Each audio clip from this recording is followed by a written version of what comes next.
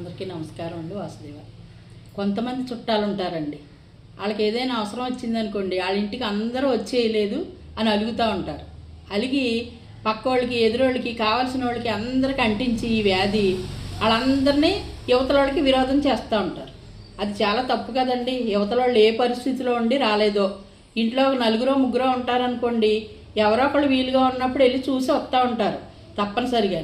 కానీ మరీ ఆరోగ్యం బాగోనోళ్ళు, నడవలేనోళ్ళు, లెగలేనోళ్ళు, మంచం మీద ఉన్నవాళ్ళు, ప్రయాణం చేయలేనోళ్ళు రావాలి, వాళ్ళే వచ్చి చూడాలి అంటే తప్పు కదండి. అది వాళ్ళు ఏ పరిస్థితిలో ఉన్నారో, లక్షలు లక్షలు పెట్టుకుని ఆపరేషన్లు చేయించుకుని మంచం మించి కదలలేని పరిస్థితిలో ఉండి రాడ్లు పెట్టుకునో లేకపోతే మెస్సులు పెట్టుకునో అలాంటి అవస్థలు పడేవాళ్ళు ఉన్నారు.